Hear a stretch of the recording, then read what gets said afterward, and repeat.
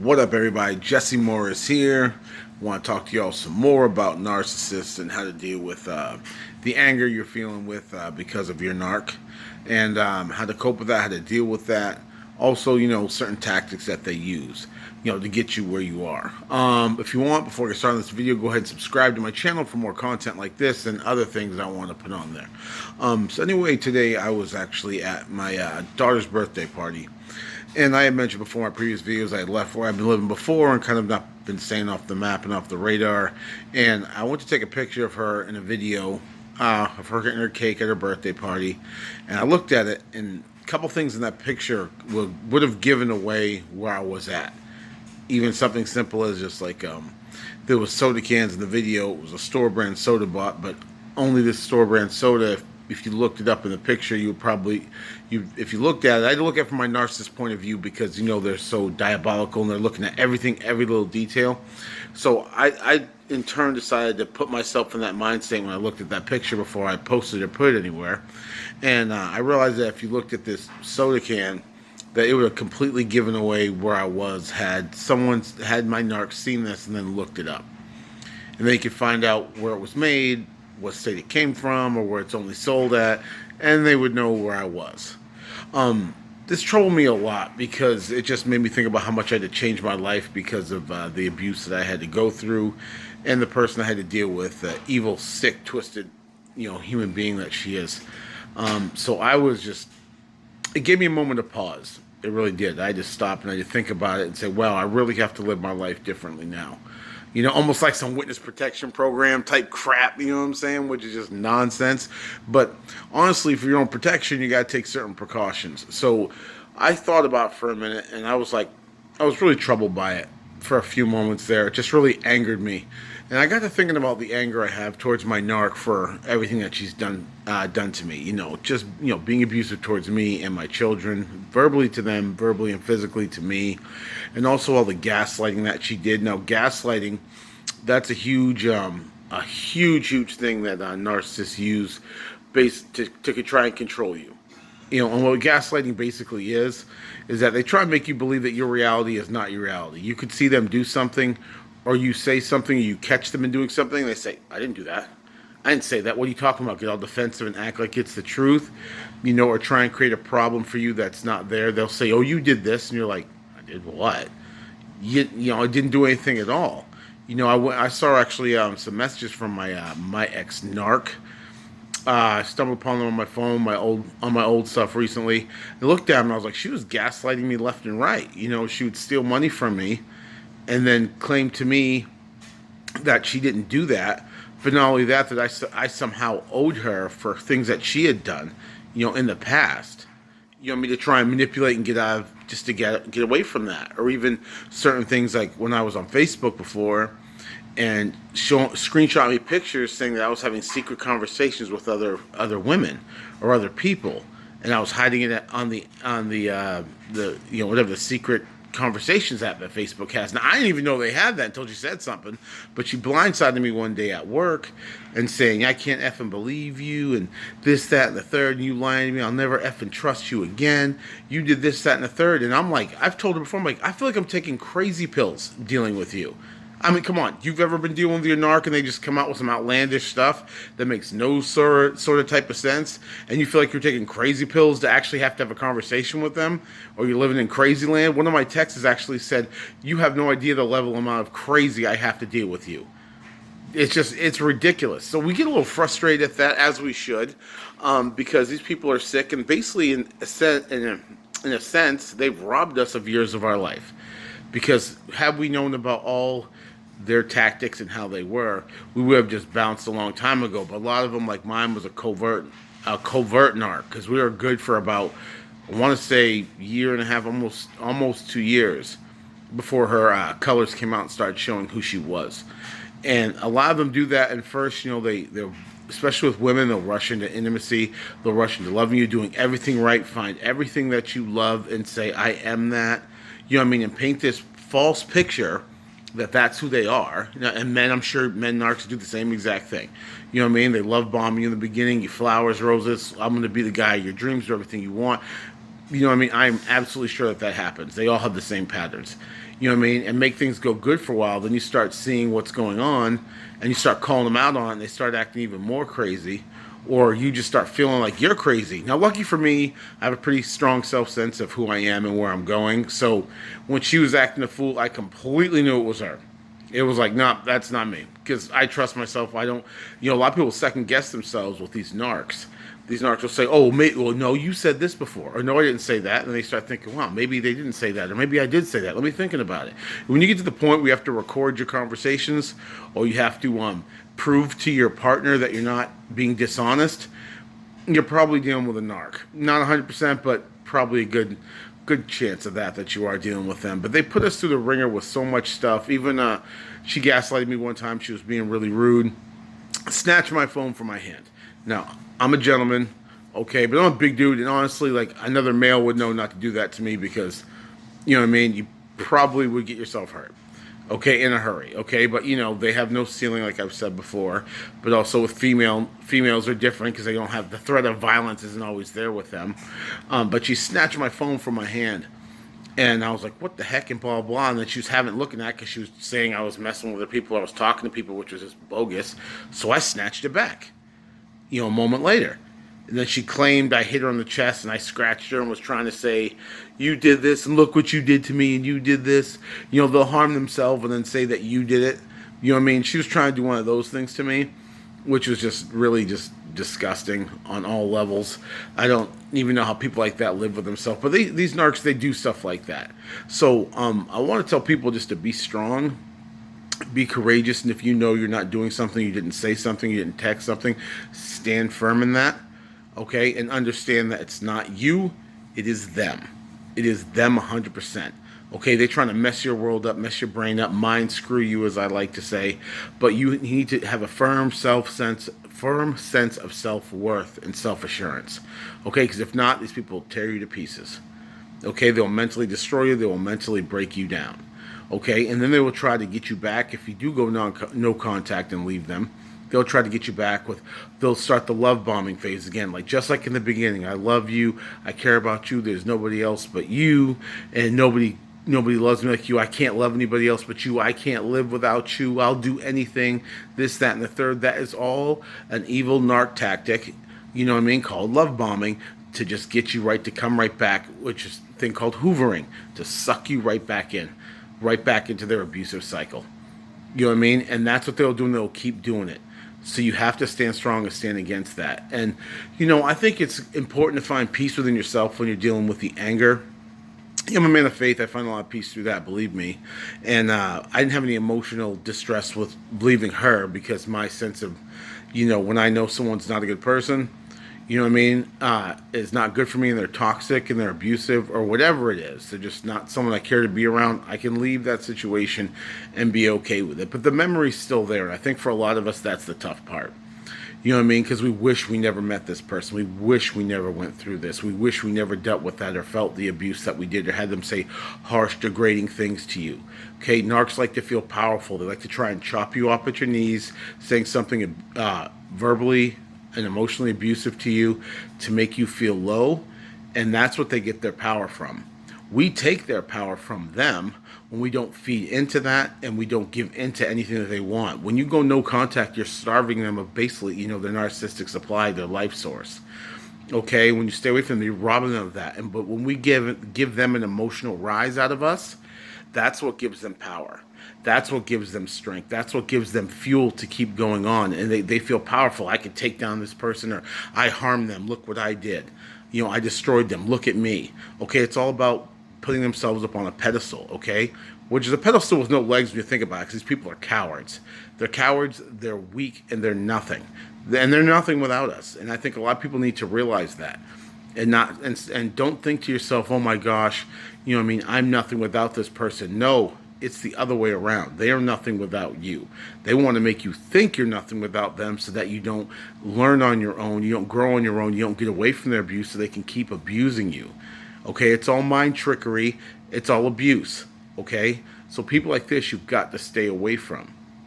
And I still, think from time to time about the things that she put me through and put my children through, and the horrible things she did. It was disgusting, and it still is disgusting. And I really, a lot of us get mad. We're like, damn, I'd like to beat the crap out of that person. You know what I mean? And rightfully so that we feel that way. No one should do that. But I understand how people would feel that way, and I have myself. I don't hit women, but if someone deserved to be hit, it definitely would have been her. Okay, and like I said, I'm a big guy, and you know what I mean. But I never stooped to that level, even when she did shove me or she smacked me a couple times. Because guys, we don't think about it as abuse the way we look at through our lens. Because we're like, a female hits us. Majority of the time, she's not gonna be able to beat up a dude. Let's just be honest about it. Especially if you're a bigger dude, or you're just strong and you had to fight. This one situation where she shoved me and then she, punched me in the chest. To me, it's like. You know what I mean? Like, it's nothing. I was more upset that she would actually do something like that than being physically hurt by it. But to us men, we need to realize that that's abuse. If someone puts their hands unwantedly on you in an abusive manner, that's abuse. And us guys need to call it like it is. And females out there need to call that like it is. And we need to stop making excuses for these people who are being abusive to us. There is no excuse for someone to be physically violent towards you, in a relationship. There is none. Okay, and all the stuff that you hear probably from their relationships before, them telling you, oh, this person was mean to me or they were abusive and all this stuff, bullcrap. And before we know it, they're using us to defend them. You know what I mean? Which I did. I'll be honest, I did that for a little while. She told me that, the few relationships she did have, the guys were abusive, they were mean. Not that they might not have been, but I'm sure she was gassing me up a lot. And not only that, I'm sure by knowing her behavior, they might not have been as bad as she said she was. And also, if and when they were physical with her, she might have actually deserved it and just met someone who didn't have any self-restraint.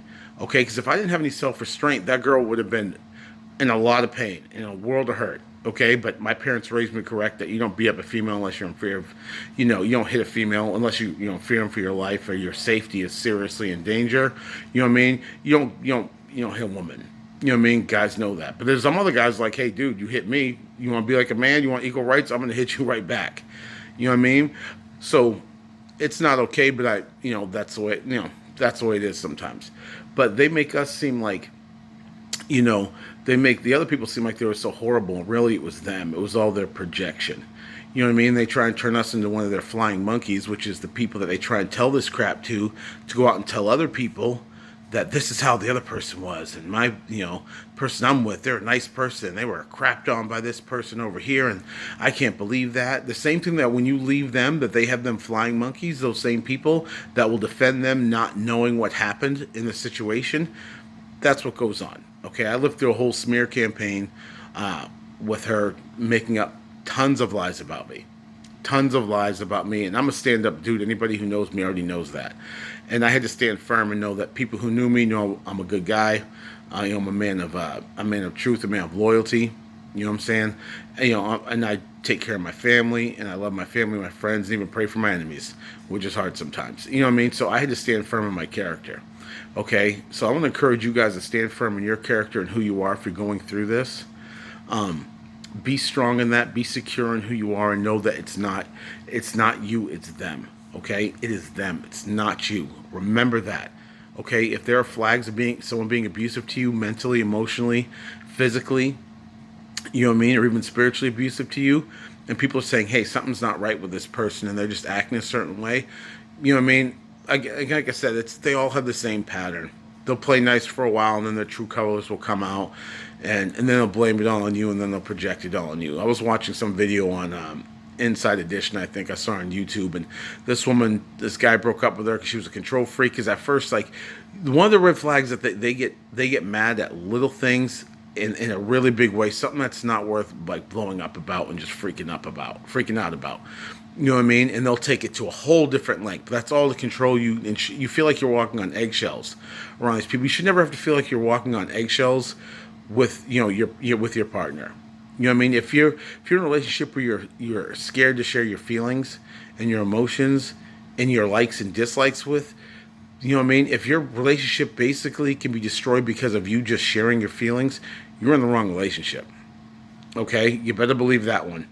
Okay, and that's how a lot of us feel, because I feel like I was walking on eggshells with her, that no matter what it was, that she was going to freak out. And no matter how well I did and how many things I quote unquote changed, we always had to work on me, never work on herself. Or, oh, yeah, yeah, quick apology, I'll take that. But try and take a situation where she was completely wrong and turn around on me. There was one situation she was gaslighting me when she had taken money off one of my cards, hundreds of dollars. Now, I had to like make up to pay for the rent. And then once I did that, where's all your money gone? Where is it all? I'm doing the math. You spent this, that, and the third, and I had to pull out of, over here for my check or the account and take care of this, that, and the third. And that you're still sitting there trying to berate me for like 10 minutes straight. And I'm like, am I not speaking English? I'm doing the math for you. You took this amount, but they never want to deal with that. You know what I mean? They never want to deal with that. They will never fully own up to what they did.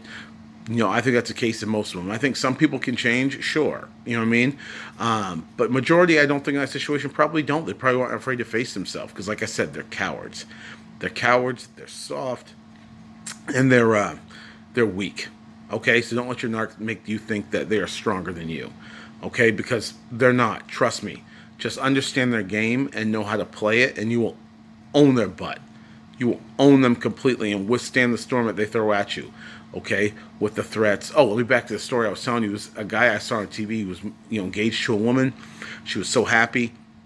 And then when she was being just rotten and gaslighting him a lot like this, he decided to leave. And this woman said, "You sure you want to do that?" And then she hangs up the phone with the dude and immediately beats herself up and tells the cops that he did it. So dude got arrested.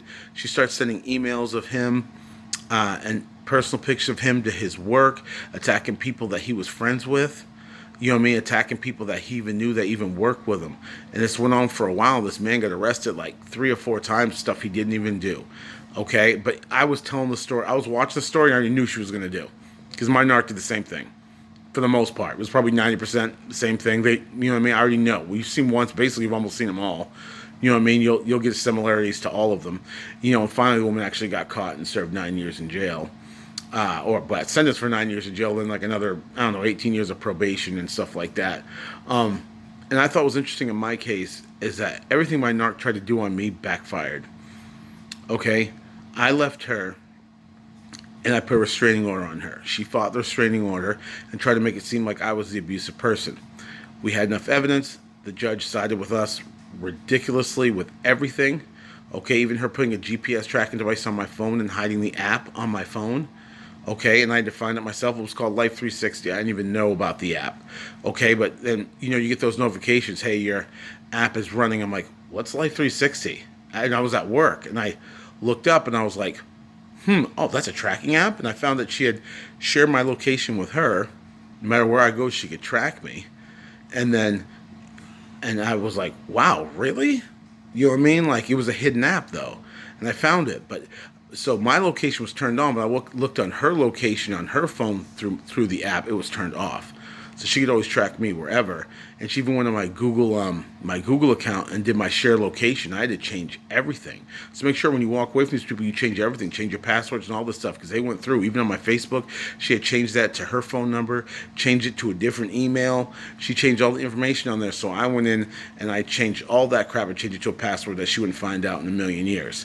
Okay, and erased all of her stuff. It took all of her power, all of her narcissistic supply away from her. But what she did do with that Life 360 app is use that app to accuse me of being different places and say, oh, you were here, I saw you were here, you were there. I said, what are you talking about? I was at work. The street's right next to my work. It shows my car is there because I work there. Okay, like, I'm not on that street. You were at this place for an hour every morning. I'm at work loading my truck. I'm a FedEx driver. I was a FedEx driver.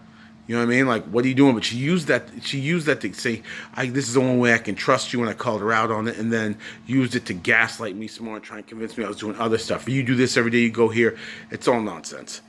Okay, but this is how sick she was, and the judge actually agreed with me on that one and said that she did place it on my phone and found her guilty of that. So, but anyway, everything she was trying to do to me backfired on her. She tried to say I was abusive. It was found out she was abusive. She was trying to get my kids taken away.